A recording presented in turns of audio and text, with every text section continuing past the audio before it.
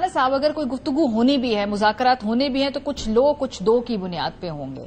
तो ऐसा कौन सा मिडिल ग्राउंड है कि ऐसी कौन सी काबिल कबूल सूरत हाल है जो सबके लिए जो है कंफर्टेबल हो? देखें, इस वक्त ये तो कोई भी बंदा नहीं कह सकता ना कि इस मुल्क में सियासी डायलॉग और हम आंगी बने और सियासत बने और लड़ाई झगड़े अपनी अपनी जगह सियासी पे रखें। लेकिन जो राना सनाउल्लाह ने बात कही कि आप बैठें और एजेंडे पे हर चीज ले आएं और हम हर चीज को सुनेंगे, इससे ज्यादा अच्छी बात क्या हो सकती है पीटीआई के लिए। लेकिन असल मसला है इमरान खान साहब का। उस दिन प्राइम मिनिस्टर का जब लंच था तो इसने आदम नजीर तारड़ ने कहा कि इनके 6-7 लीडर आते हैं स्पीकर के पास और एक बात करते हैं और 6 के 6 7 के 7 अलग अलग मिलते हुए कहते हैं इसकी बात नहीं माननी, उसकी नहीं माननी। उन्होंने साथ बैठे हुए ख्वाजा आसिफ का नाम लेके कहा कि ये हमारे अपोजिशन में लीडर थे और पार्लिमानी लीडर थे, मियां नवाज शरीफ और शहबाज शरीफ जेल में थे। हम गए इनसे मिलने क्योंकि उस वक्त 3 महीने कोई मुलाकात नवाज शरीफ और शहबाज शरीफ से नहीं हुई थी। एक्सेस सिर्फ आदम नजीर तारड़ की थी। तो ये थोड़ा सा वो भी मैं बता रहा हूं कि ये सिर्फ एक दौर की कहानी नहीं है, ये हर दौर की कहानी है कि हमें नहीं मिलने देते, हमें नहीं मिलने देते।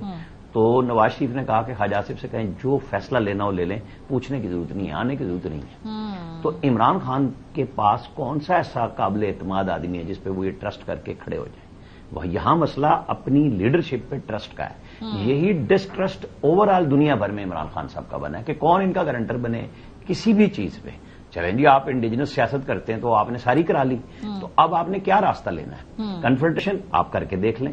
अभी कई लोग उनके बिहाफ पे दावे कर रहे हैं, पता नहीं इस्लामाबाद पे फिर चढ़ाई करनी है, तो हम और आप तो यहीं पे बैठ के कवर ही करेंगे ना इसको कि कितनी यकसुई से वो पंजाब से आलिया हमजा लेके आएंगी और अली अमीन गंडापुर लाएंगे। अली अमीन ने उस दिन 2.5 घंटे मुलाकात की और उनके भाई से किसी ने राब्ता किया तो उन्होंने कहा कि कुछ ना कुछ हम कोशिश कर रहे हैं। हालांकि वो एक थी कि शायद अली अमीन इस बात पे राजी कर लें इमरान खान को कि आप गवर्नमेंट और एस्टैब्लिशमेंट के नुमाइंदों के साथ मुश्तरका मुलाकात कर लें। ये जितने दिन गुजर रहे हैं, ये इमरान खान को जो इंफॉर्मेशन दी जा रही है, अब देखें वहां पे मसला क्या है। उनकी हमशीरा रेगुलर मिलती हैं और उनकी वाइफ मिलती है और जो लोग निगोशिएटर हैं पीटीआई की तरफ से वो कहते हैं इन दोनों ने हमें तो चकरा के रख दिया है। एक दफा खान साहब एक की बात सुनते हैं, दूसरी दफा दूसरे की सुनते हैं और हम पागल हो गए हैं। किसी से वादा करके आते हैं कि अगली दफा हम ये कमिटमेंट लेके आएंगे, तो जब हम वहां जाते हैं तो वो पहली कमिटमेंट से वापस हो चुके होते हैं। तो हमारा ट्रस्ट भी खत्म हो चुका हुआ है। ये डिस्ट्रस्ट जो आप पार्टी के विदिन बना हुआ है, ये इमरान खान के लिए एक सियासी अलमिया है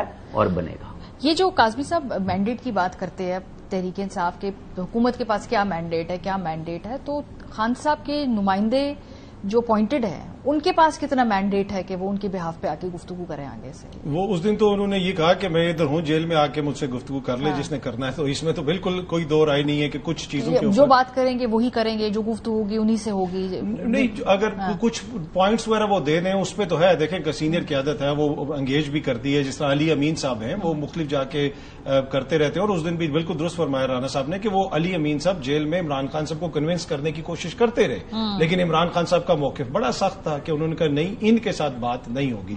तो मैंडेट अगर वो उनको दे दें तो मैंडेट उनके पास है ना, उनको मैंडेट दिया हुआ है कि आप एस्टेब्लिशमेंट से बात करें। और अली अमीन साहब ने आके कहा था कि मेरे तो 80-90% मामलात हल भी हो गए थे, याद है आपने एक इंटरव्यू। लेकिन जब वो वापस आते हैं तो उसके बाद से वो गुफ्तगू तब्दील हो चुकी होती है। ये जो मैं कह रही हूं कि मैंडेट इन द सेंस के आप जब जाके वहां से कमिटमेंट्स लें, बातचीत करें, वापस आए और वो फिर बात वहीं से आगे चले, तब्दील ना हो, ये किधर से? नहीं, बात अगर किसी चीज पे एग्री कर जाएंगे तो फिर तो चीजें आगे चलेंगी।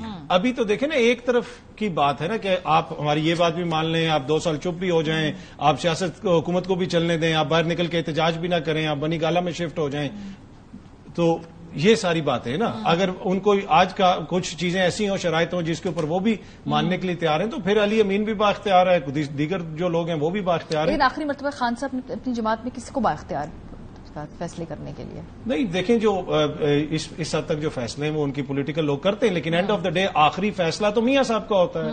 आखिरी फैसला तो जरदारी साहब का होता है। जब वो लंदन में भी बैठे हुए थे, यहां से वजीर आजम काबीना लेके जाता था और उधर जाके मुलाकात होती थी। मलिक अहमद खान साहब जो अभी स्पीकर हैं पंजाब असेंबली के, ये उधर लंदन के फ्लैट्स के बाहर से खड़े होकर किसको यहां पे फोन करते थे?